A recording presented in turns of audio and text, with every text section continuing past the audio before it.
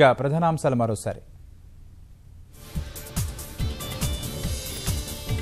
ఉగ్రవాదం కట్టడి, స్వేచ్ఛా వాణిజ్యం బలోపేతమే ప్రధాన అజెండా.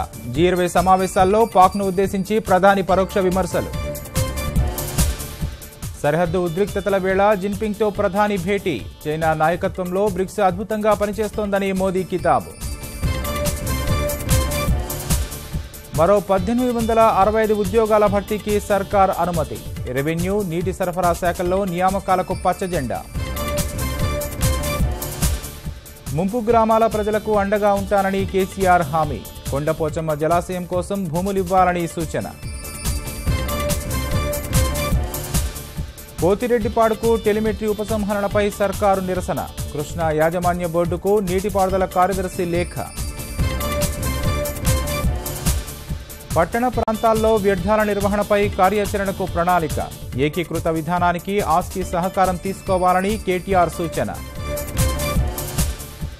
మెరుపు దాడుల్లో వెలుగులోకి వస్తున్న అక్రమార్కులు. హైదరాబాద్లో 12 మంది అరెస్ట్, భారీగా కల్తీ పదార్థాలు స్వాధీనం.